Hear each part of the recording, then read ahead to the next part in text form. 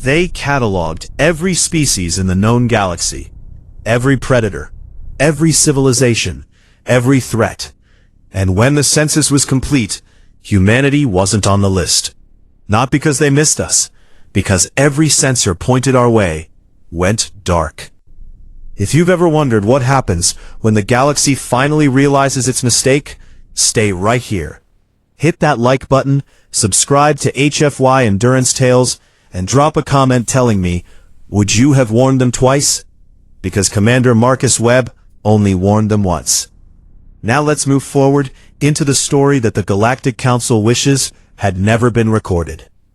The Galactic Sovereignty Council met in the Oran system, inside a station so large it had its own weather. 47 species, 300 delegate seats, one agenda item that had been tabled, delayed, and quietly buried for 11 standard years. The human question. Marcus Webb sat in the observation corridor outside the main chamber, and watched through reinforced glass as delegates from species he could barely pronounce argued in 17 simultaneous translation feeds. He wasn't invited inside. Humans hadn't been granted council seats. They'd been granted observer status, which as far as the council was concerned, meant they could watch the decision being made about them without being allowed to speak during it.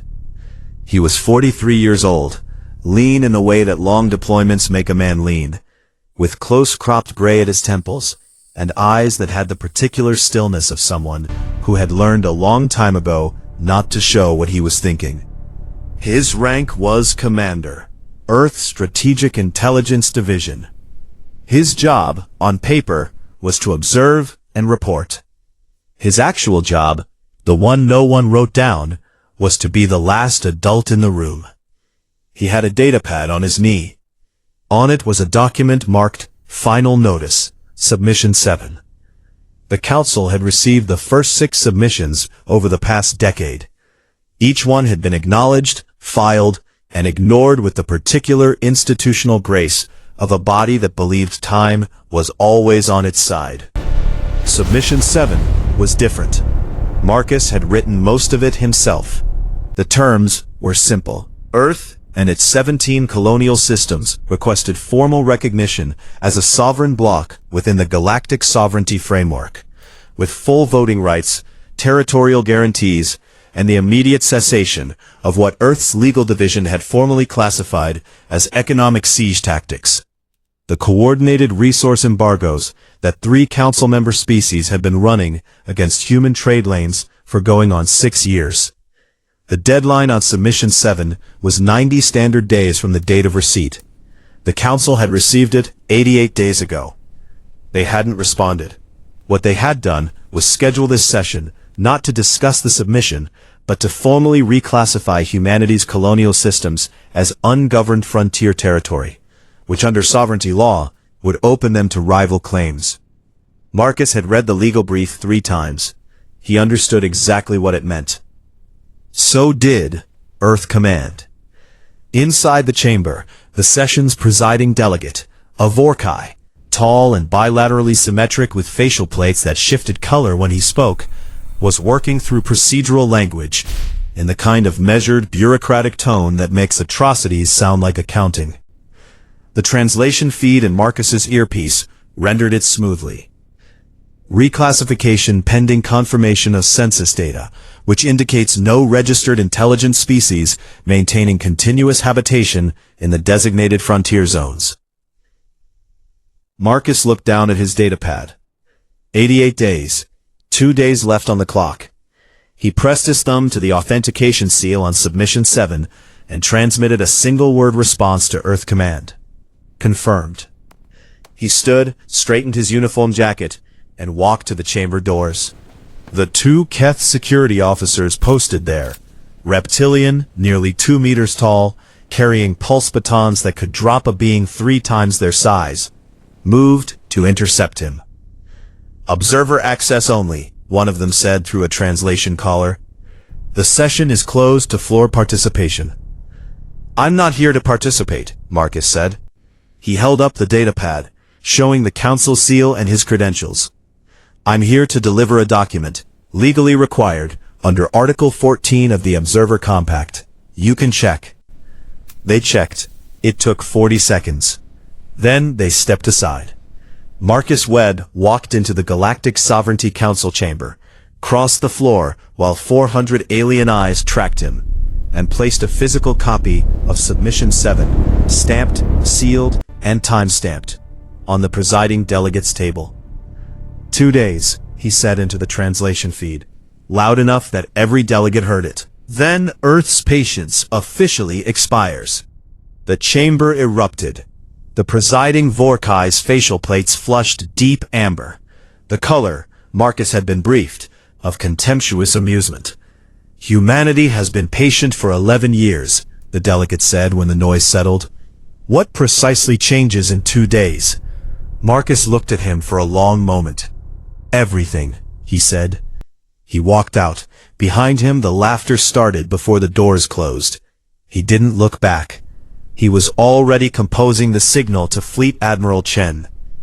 What none of those delegates knew, what no sensor array in the Oran system had yet detected, was that 17 human warships had been sitting dark and cold in the debris field of a dead moon just outside the system's outer boundary for 9 days, waiting. And that was only the advance element. The 2 days passed the way countdowns always do, when only one side is watching the clock. On the morning of day 90, Marcus was back on Earth's diplomatic courier vessel, the Steadfast, parked in a legal transit corridor 3 light minutes from the council station. He had a mug of coffee, real coffee, not the synthesized version, and he was reading the overnight intelligence summary with the particular focus of a man who already knows what it says, but wants to make sure he hasn't missed anything. He hadn't. At 0600 station time, the Sovereignty Council had formally ratified the reclassification of 12 of humanity's 17 colonial systems as ungoverned frontier territory. The vote had been 31-9, with 7 abstentions. The 9 dissenting votes had come from smaller species who'd privately told Earth's diplomatic corps they agreed with humanity's position, but couldn't afford to say so publicly. At 0612, the first Keth territorial survey vessels had entered the Kepler's Reach system, one of the 12 newly reclassified territories, and begun broadcasting sovereignty claim signals on all open frequencies. Kepler's Reach had 340,000 human colonists on 3 moons. Marcus set down his coffee. Get me Admiral Chen. The connection took 11 seconds, which was fast for an encrypted quantum relay link across 40 light-years. Fleet Admiral Grace Chen appeared on the comm display, looking exactly as she always did, precise, rested, and faintly dangerous. All right, she was everyone, the kind let's of officer begin. who Tap had the a dots gift to for connect your making star calm look like a Like weapon. this? Yes, perfect. They Now add moved the lines. early, Marcus Let's said. take a moment to 12 reflect on minutes our after the options. vote, Chen Agreed. confirmed. We need to We consider the tracked long-term 4 impact. survey vessels entering Kepler's Reach. They're broadcasting claim signals and have transmitted evacuation notices to the colonial settlements. 72-hour compliance window. Compliance meaning leave or be removed. Marcus was quiet for a moment. Outside the Steadfast's viewport, stars that were 400 years of human dreaming looked like they always did, indifferent and beautiful. Execute Protocol Shepard, he said. Chen nodded once. Already ordered. The advance element is moving. Protocol Shepard had taken 18 months to plan. Its core principle was simple. If the Council was going to classify human colonists as squatters on unclaimed land, Earth was going to demonstrate clearly and without ambiguity that it did not accept that classification. The execution was considerably less simple. It began not with warships, but with a broadcast. At 0700 station time, every communications relay in a 40 light-year radius received a tight beam transmission from an Earth Strategic Intelligence Division transmitter, authenticated with the Council's own legal codes. Codes humanity had been given as part of Observer Compact access. The transmission played on loop for 6 hours. It contained, in the translation format of every sovereignty member species, the following. Earth Submission 7. Final Notice. Receipt confirmed Day 1. Council response, 0. Deadline elapsed. Earth Sovereignty Command hereby formally notifies all parties that military defensive operations are now authorized under Article 9 of the Interstellar Non-Aggression Compact, which the Galactic Sovereignty Council ratified in year 340, and which has never been suspended. Any vessel operating in Earth-designated territorial space without prior authorization will be treated as a hostile actor. This notice constitutes full legal compliance. Earth Command, out. The Council's communications director, a Vorkai administrator named Seal, spent 40 minutes trying to get the broadcast suppressed, before realizing that humanity had transmitted it through the Council's own relay infrastructure, and that suppressing it would require the Council to formally acknowledge receiving it, which would create a legal record of prior notice. It was, as one of Chen's staff officers put it, a very elegant trap. While Seal was panicking, the 17 ships in the debris field outside Oron woke up. Not all at once. They came online in staggered sequence, systems cycling from cold sleep to full operational over 40 minutes. Their emissions carefully timed to look like sensor ghosts from the debris field's own natural radiation. By the time the Council Station's tactical array flagged the anomaly, the ECS Horizon, a Vanguard-class fleet intelligence vessel, was already transmitting targeting solutions to the other 16 ships.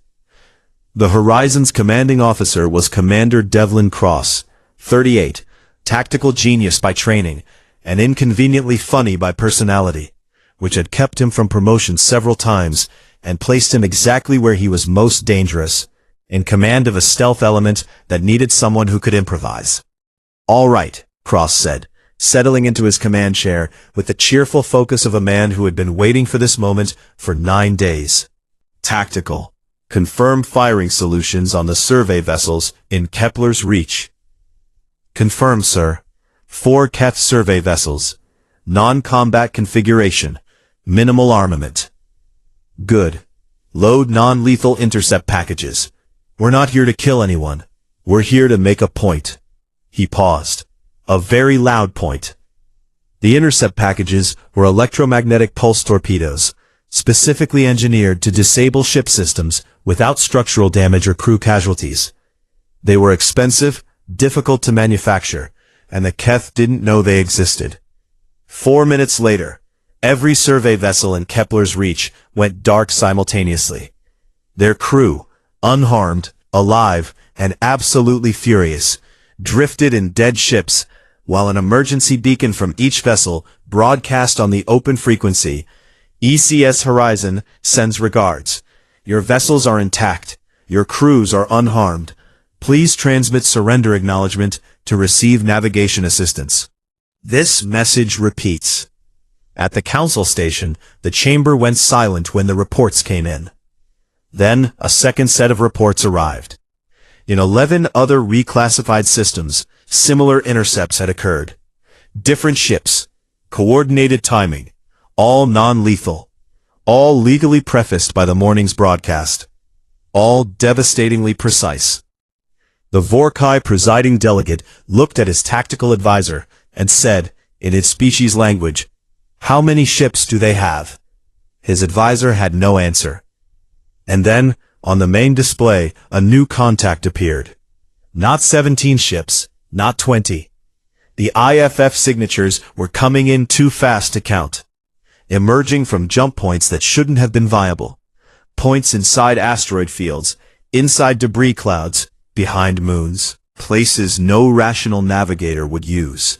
Humans, it turned out, had a different definition of rational. The council delegate's facial plates went pale white, the color of something that had no name in his language, but translated approximately as, "We have made a terrible mistake." Marcus Webster's voice came over the open channel, calm and without triumph. "Council, this is Earth Strategic Intelligence. We have filed all required legal notices. We have used minimum necessary force. We are prepared to discuss terms. I recommend you take this call." The chamber was completely silent. Somewhere in the back, a delegate from a small aquatic species leaned toward its neighbor and whispered, in a translation that came through perfectly, "Did they always have this many ships?" Its neighbor whispered back, "I don't think they were hiding them. I think we just never looked." The council looked. What they found didn't make them feel better. Earth's Strategic Intelligence Division had, over the past decade, been running what the council's analysts were now realizing was the most thorough strategic deception operation in recorded galactic history. Not through lies exactly, but through something that turned out to be worse: selective truth. Humanity had never hidden its fleet. It had simply never been asked the right questions, and had never volunteered answers to questions nobody posed. The sovereignty census, the one that had famously failed to register humanity as a significant intelligence, had been designed to count population centers, resource extraction facilities, and military installations using standardized sovereignty sensor profiles. Profiles that humanity had obtained, studied, and quietly engineered around.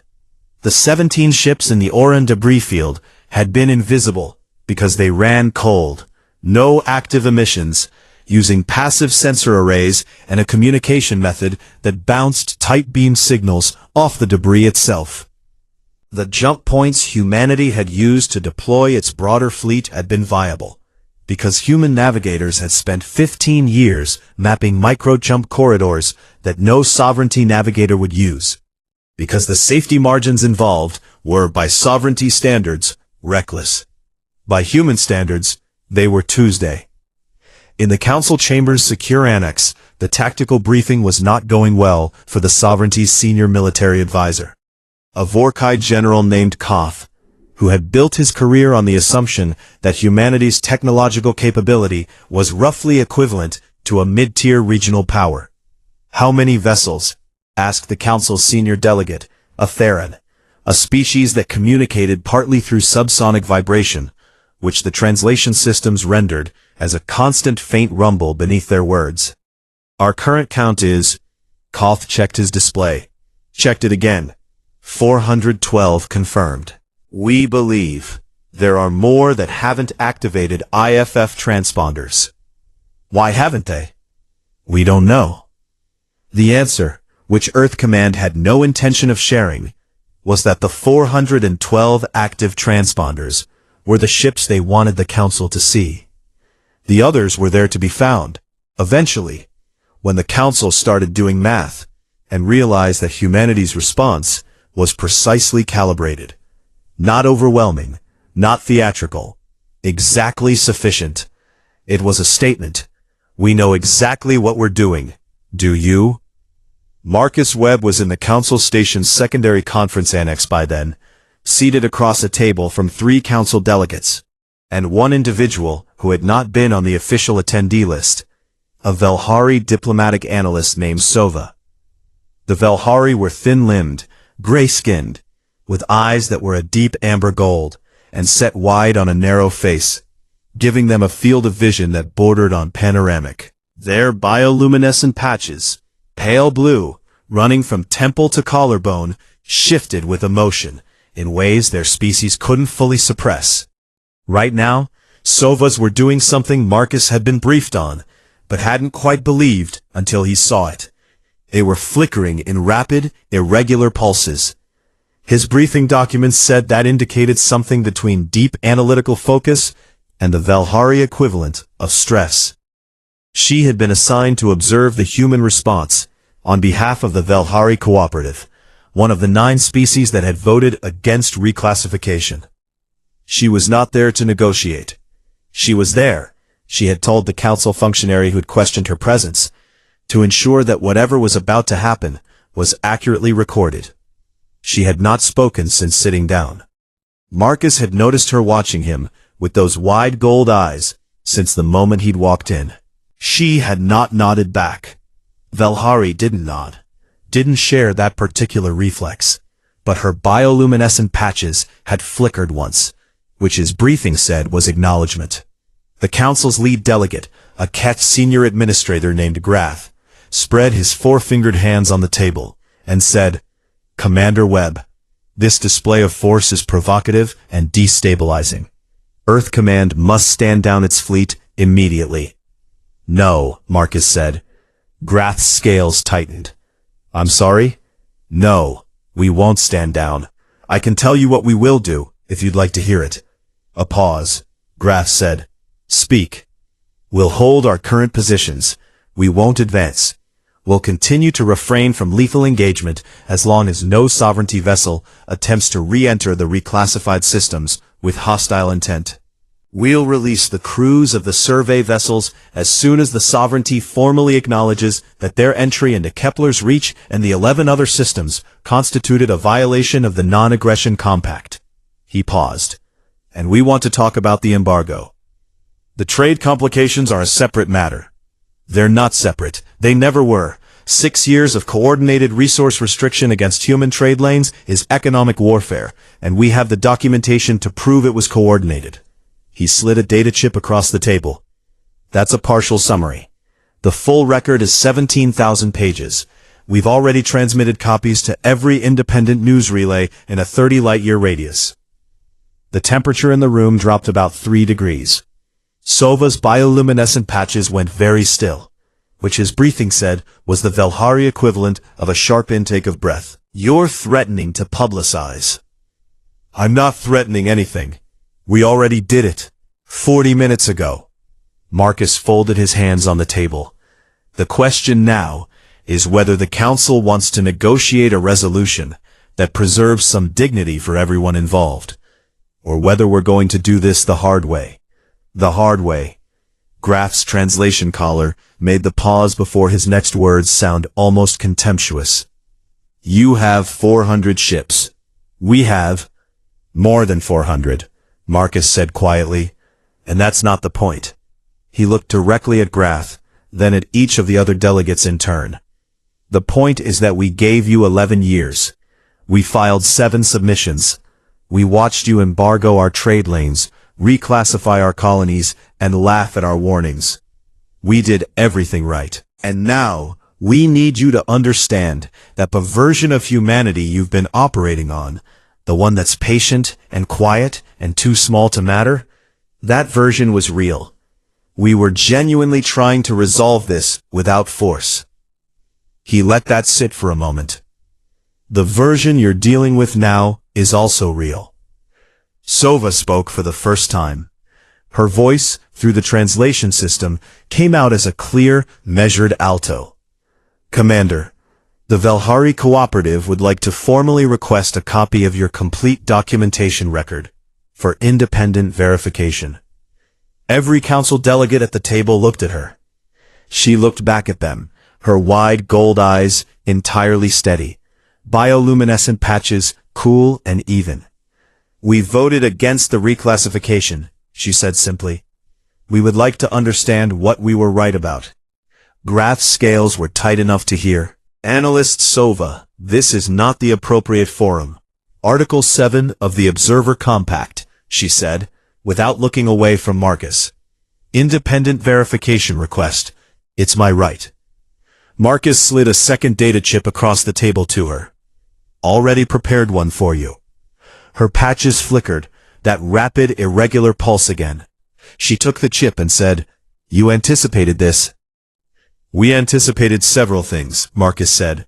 Then, because he was human and couldn't entirely help himself, "We're good at that." What happened next, nobody in that room anticipated.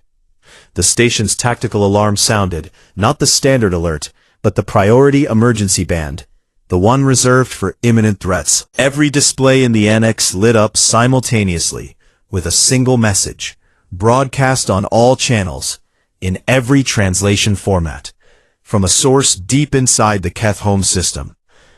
Keth Authority classified. Operation Greystone. Authorization confirmed. Phase 2 commence. The message had been intended for encrypted military channels. It had been intercepted, decoded, and rebroadcast by an Earth strategic intelligence asset that had been embedded in the Keth communications infrastructure for 4 years. Operation Greystone, Phase 2. Marcus had the file open on his datapad before the alarm finished sounding. He read the first paragraph. Then he set the datapad down very carefully. Because Operation Greystone wasn't a response to today. It was a plan that had existed before today. Before Submission 7. Before the reclassification vote. It was a plan for the permanent, systematic removal of human colonial populations from all 17 systems. Not relocation, not displacement. Removal. He looked up at Grath, who had gone very still. How long, Marcus said, with a calm that cost him something he couldn't name, has this existed? Grath said nothing. Sova's bioluminescent patches had gone completely dark. The Steadfast broke dock from the Council Station at 1340 hours, and Marcus Webb did not look back at it. He was in the ship's tactical center, standing at the main display, reading the full decoded file on Operation Greystone, while 3 of his staff officers waited in silence for whatever came next.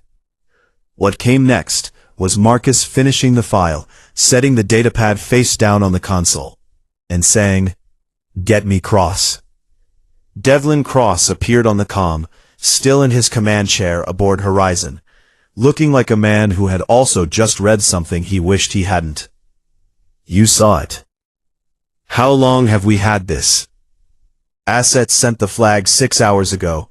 I held it until we had the decryption." Cross's voice was stripped of its usual edge.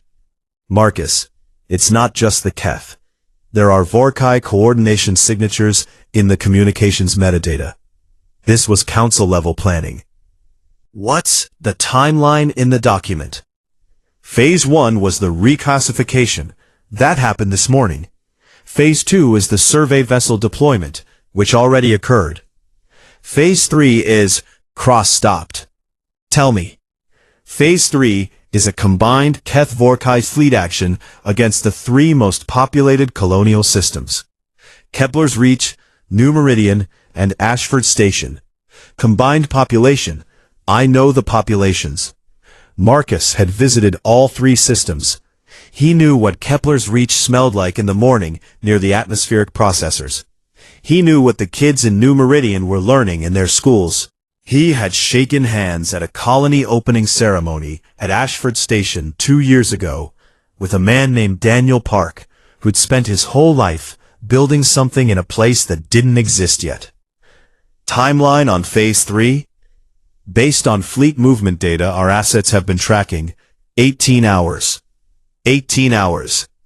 Marcus turned to face the tactical display. 412 Earth vessels lit up across the star map like a constellation of intent. More, beyond the display's range, dark and waiting. Enough force to make the Sovereignty Council very uncomfortable. Enough, he'd calculated, to deter a conventional escalation. The problem with deterrence is that it only works if the other side believes you'll use what you have. He was starting to wonder if the Sovereignty Council had, until this morning, genuinely not believed it. "All right," he said. "New orders. Shepherd Protocol expands to Phase 2. All vessels currently positioned in reclassified systems move to defensive formation around civilian centers. I want Kepler's Reach, New Meridian, and Ashford Station wrapped in 3 rings each: intercept, escort, and rescue. If anything comes into those systems that isn't broadcasting an Earth IFF, it doesn't get close to the settlements." Copy. And the Council? Marcus thought for a moment. Broadcast the Greystone file. Everything. Every comms relay in the sector. Make sure it goes to the independent news networks, the Valhari Cooperative directly, and every species that voted against the reclassification. That's going to light things up. Good. Things should be lit up. He paused. Devlin, non-lethal engagement is still standing orders. We protect our people. We don't execute theirs. Cross looked at him for a moment. Even now? Especially now. Marcus held his gaze. Because if we don't, We become the thing they said we were. Cross nodded once, slowly. Understood. Shepard 2 is moving. The next 6 hours were the kind of controlled chaos that military planners prepare for in theory, and that never quite works the way the theory says.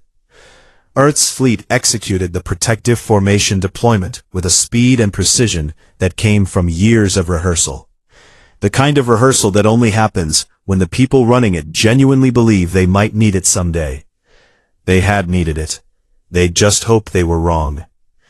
On Kepler's Reach, colonial administrators received the fleet's communication, with 12 hours to spare. They began civilian consolidation, moving people into hardened structures, away from open settlements, with the particular organized calm of communities that had always known, on some level, that the frontier was only safe until it wasn't. The Keth fleet, when Earth's long-range sensors picked it up at hour 7, was larger than the Greystone document had indicated. 63 vessels, reported the Horizon's tactical officer. Combat configuration. They've got escort destroyers running perimeter screen. Cross leaned forward. What's their trajectory? Direct approach to Kepler's Reach. At current velocity, intercept in 11 hours. And the Vorkai element? Tracking 41 vessels, separate vector, targeting new meridian. Cross relayed this to Marcus. Marcus looked at the numbers and did math that he hated doing, but had spent his career learning to do without flinching. 41 Vorkai. 104 combat ships on a timed approach to 2 of humanity's most populated colonies. Earth's protective formations were strong. They were positioned correctly. But 104 combat vessels against settlements containing nearly 500,000 people, if it came to a genuine exchange of fire. He needed a way to stop this, without that exchange happening. Sova, he said. Not to anyone on the ship, to the comm channel he'd opened to the Velhari Cooperative's diplomatic relay, where analyst Sova had requested an open line 6 hours ago after leaving the council station. She responded immediately. She hadn't been sleeping. Commander Webb. You've seen the Greystone file. The Velhari Cooperative has formally condemned it. Her voice was precise and level. Our senior council has transmitted a resolution to the Sovereignty Chamber. It will be voted on in 11 hours, Marcus said. The fleet will be at Kepler's Reach in 11 hours. A pause. Her bioluminescent patches, visible in the corner of the comm display, flickered rapidly. I understand. I'm not asking you to fix it. I'm asking you to witness it. Whatever happens, the Velhari record needs to be clean, independent, third-party confirmed. We will record everything. Another pause, shorter. Commander, the Sovereignty has 31 species that voted for the reclassification. 9 voted against. 7 abstained. Her voice shifted, not emotionally exactly, but with the particular weight of someone saying something they've thought about carefully. Of the 7 who abstained, 3 of them did so because they were afraid of what would happen if they sided with humanity, and humanity lost. Marcus understood what she was saying. They want to know if we're going to win. They want to know if siding with you is survivable. 11 hours. 104 ships versus 400 of his own, protecting 500,000 civilians. Tell them, he said, that we don't lose our people. He closed the channel and turned to his navigation officer. Plot me a jump. Sir, I'm going to Kepler's Reach. I want to be there. His executive officer, Lieutenant Commander Rachel Hayes, looked up from her console. Marcus, you're the strategic coordinator for the whole operation. You should stay. I should be where the decision gets made. He met her eyes. If I'm asking our people to hold the line, I'm going to be on the line. She held his gaze for a moment, then nodded. Jump plotted. 6 minutes. The Steadfast jumped, and when it came out of jump at the edge of the Kepler's Reach system, what Marcus saw on the tactical display stopped him cold. The Keth fleet hadn't waited the full 11 hours. They were already here. 40 vessels. Advance element. Crossing the outer boundary. And they weren't broadcasting intercept warnings or territorial claim signals. They were broadcasting a jamming field that had taken down the colony's entire long-range communications array. 340,000 people, cut off from the rest of Earth's fleet, with 40 Keth warships coming in fast. And the Steadfast, a courier vessel, lightly armed, sitting right in their path. Marcus Webb looked at his tactical officer, then at his weapons board, then at the 40 dots on the display. "Hayes," he said quietly, "how fast can we get the fleet here?" "At best jump speed, 22 minutes. 40 Keth ships, 22 minutes, 340,000 people." And he opened the channel to the Keth fleet on the broadest possible band, because Marcus Webb had spent his entire career understanding that the most dangerous thing a human could do in a fight wasn't shoot first. It was talk first, in a way that made the other side uncertain. "Keth Fleet, this is Commander Marcus Webb, Earth Strategic Intelligence Division, aboard the ECS Steadfast. You are entering Earth-designated sovereign territory. You have fired a jamming field in violation of the non-aggression compact." He paused. "You have approximately 22 minutes before Earth's main fleet arrives at this position. I would strongly suggest we use that time productively." Silence from the Keth fleet. Then their lead vessel's weapon systems went active. The Steadfast had 14 minutes of maneuvering fuel, 4-point defense turrets, and a crew of 61.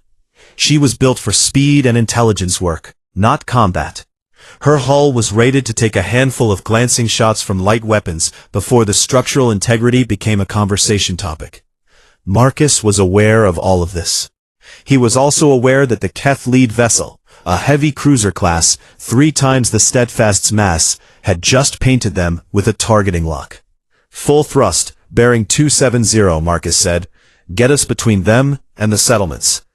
Hayes didn't question it. The Steadfast surged forward, burning everything she had, putting herself between 40 Keth warships and 3 moons full of human colonists. "Sir," said the tactical officer, "that puts us directly in their fire solution." "I know." Marcus was already on the channel. "Keth Fleet, I want to speak with your senior commander. Now." 14 seconds of silence that felt considerably longer. A voice came through. Deep, clipped, the translation rendering it with the characteristic precision of Keth military comm protocol. "This is Admiral Vrek, Keth Authority Defense Force. You are blocking a lawful territorial enforcement operation. Move your vessel." "Admiral Vrek," Marcus said, "I've read Operation Greystone, the full document. So has every news relay in a 30 light-year radius." He let that land. "You know what Greystone describes. You know what the word removal means in that context. And you know that if you fire one shot toward those settlements, one shot, there is no version of what comes after that ends well for the Keth Authority. You have one vessel. I have one vessel here." Marcus looked at the display. 19 minutes until the fleet arrived. He needed to keep this man talking. "The rest of my fleet is 20 minutes out. But, Admiral, I want you to think about something." He kept his voice steady, almost conversational. "You jam the colony's comms. You think that means no one is watching?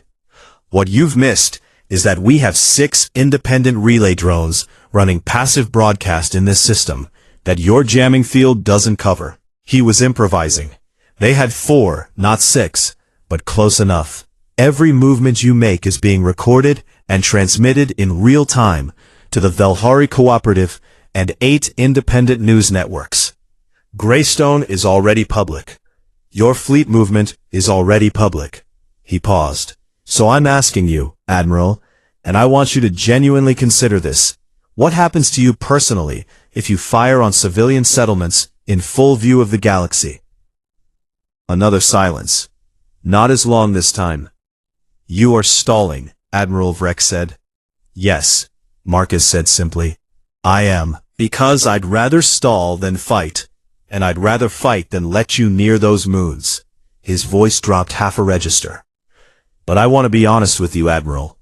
If your ships advance past my position, I will engage you with everything I have.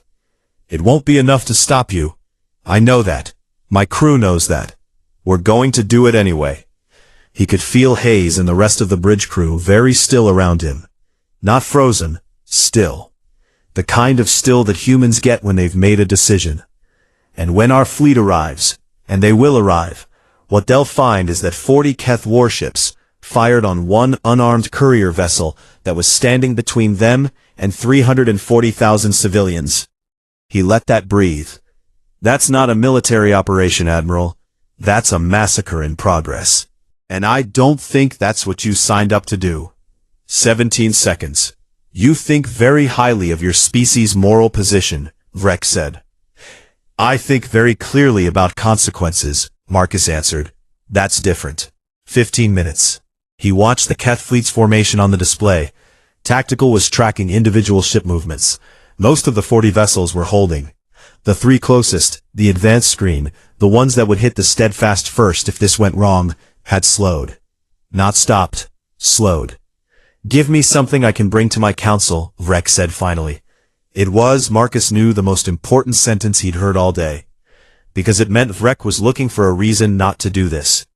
Which meant Vrek hadn't been as certain about Greystone as whoever had ordered it. "Full ceasefire. All vessels hold current positions.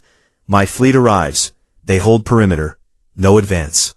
We open a formal negotiation channel within 1 hour, with Velhari cooperative representatives as independent observers." He paused. "And you hand over the council members who authorized Greystone for independent tribunal." Silence. "The last point is non-negotiable," Marcus said quietly. 14 minutes. Vrek went off channel. Marcus could see on the display that the Keth fleet's formation was tightening. Not an attack formation, he realized. A holding formation. A defensive spread. "They're slowing," Hayes said softly. "I see it." "They might actually." "Don't," Marcus said. "Don't say it yet." 12 minutes. The Keth lead cruiser's targeting lock released.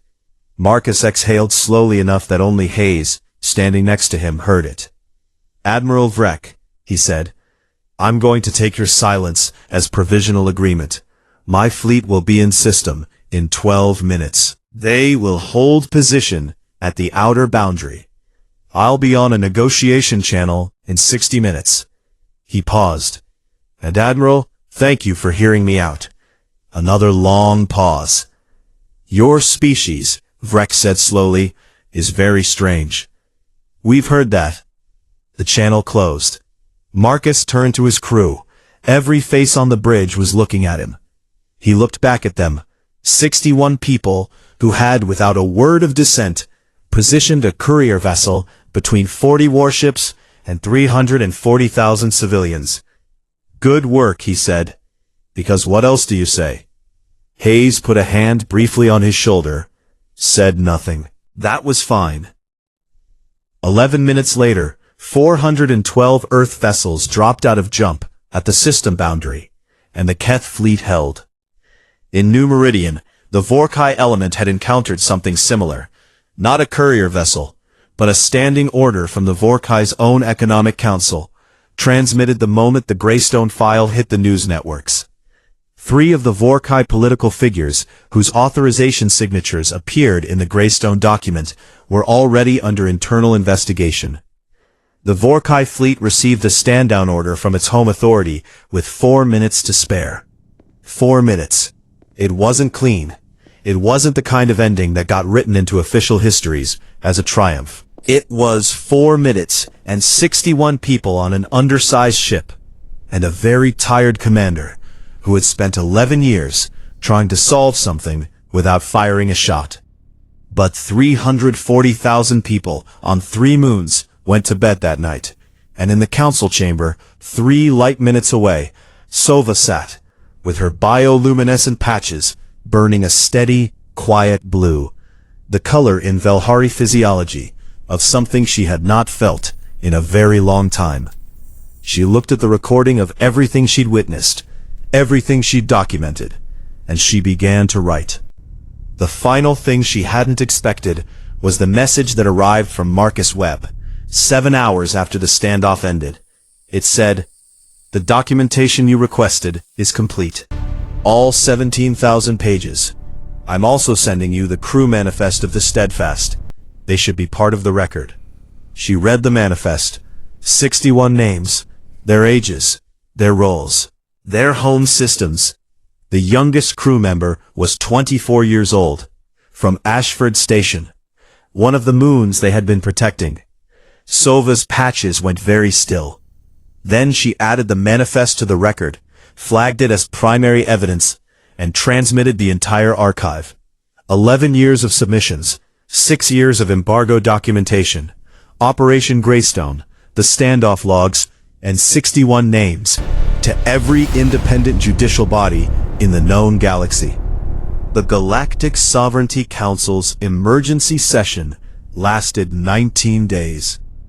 It would have lasted longer, but the Velhari Cooperative's formal submission, Sova's archive, comprehensive and meticulously cross-referenced, meant that the evidentiary phase was essentially complete before the opening arguments finished. There was nothing to dispute. Everything had been recorded, authenticated, time-stamped, and corroborated by sources the council couldn't dismiss. The 3 Vorkai council members whose signatures appeared in the Greystone authorization documents resigned on day 4. The Keth Authority's Senior Military Coordination Office was suspended pending independent review on day 7. The presiding Vorkai delegate, the one with the facial plates that had gone pale white when Earth's fleet appeared, submitted a formal statement on day 11, acknowledging that the reclassification vote had been conducted under false premises, and requesting that it be struck from the record. Marcus Webb attended every session. He sat in the observer section and said nothing unless asked, which he was, repeatedly. He answered every question with the same kind of specific, documented clarity that he brought to 11 years of diplomatic submissions, and at no point did he say, "I told you so," because he was the kind of man who understood that saying it would make it easier for people to dismiss everything that came after. He did, however, think it, quite a lot. Sova was in the chamber too, usually in the Valkyrie Cooperative's designated seating. She was not a formal witness. Her role was documentation, not testimony. But several delegations requested informal briefings from her, and she gave them with the particular Velhari precision that left no ambiguity about what had happened or what the record showed. On day 14, she found Marcus Webb in the station's external observation corridor during a recess. He was doing what he'd been doing when she first noticed him, 11 days ago, in a different corridor, looking out at the stars and drinking something from a sealed container that she suspected was coffee. "Commander Webb," she said. "Analyst Sova." He glanced at her. "Sova is fine." She processed that. "Marcus," she said, "if you prefer." "Marcus is fine." She stood beside him at the viewport. The stars looked from her perspective the same as they always had. She was aware, for the first time in a way she couldn't entirely rationalize, that the same stars had been looking back at 340,000 people on 3 moons 11 days ago, and that those people were still there because of a 61-person crew on an undersized ship and a commander who had decided that talking was worth trying one more time. "May I ask you something?" she said. "Go ahead. When you were on the Steadfast, in front of the Keth fleet," she kept her eyes on the stars, "were you afraid?" He was quiet for a moment. "Yes. You didn't seem afraid.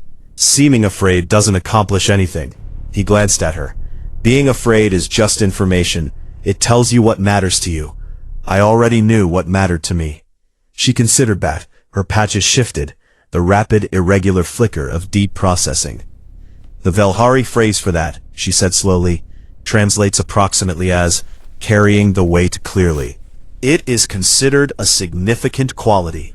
I'll take it." Another silence, comfortable enough that neither of them felt the need to fill it immediately. "The final resolution," Sova said. human sovereignty recognition, territorial guarantees, embargo reparations. She paused. And the tribunal. Yes, your government accepted all of it. We drafted most of it.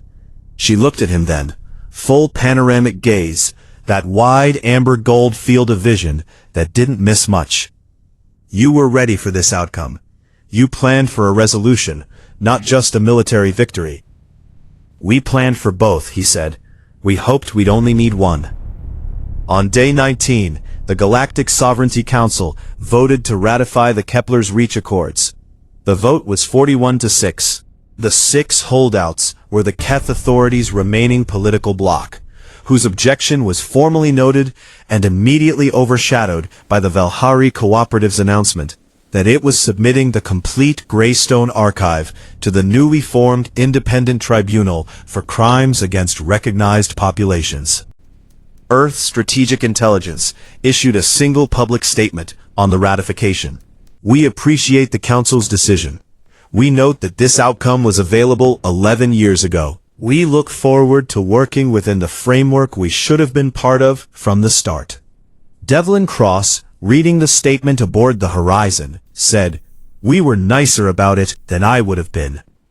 His tactical officer said, "You would have said a lot more." I would have said, "I told you so" in 17 languages. That's why you're not writing the statements. Fair enough. The tribunal was formal, slow, and thorough in the way that matters. 3 Vorkai officials, 4 Keth Authority planners, 2 council functionaries who had buried submissions 1 through 6 with the specific intent of preventing Earth from establishing a legal record.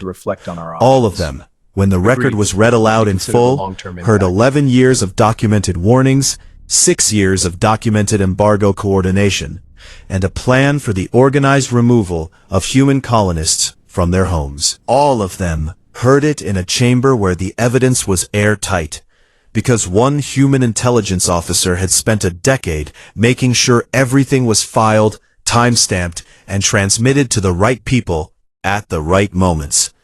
Sova gave the closing summary on behalf of the independent observers. It was, by Valhari standards, an unusually long statement, nearly 8 minutes, which for a species that valued precision was practically a speech. She covered the facts systematically, the submissions, the embargo, the reclassification, the Greystone plan, the standoff at Kepler's Reach, the 4 minutes at New Meridian, the 61 crew members of the Steadfast. She closed with one sentence.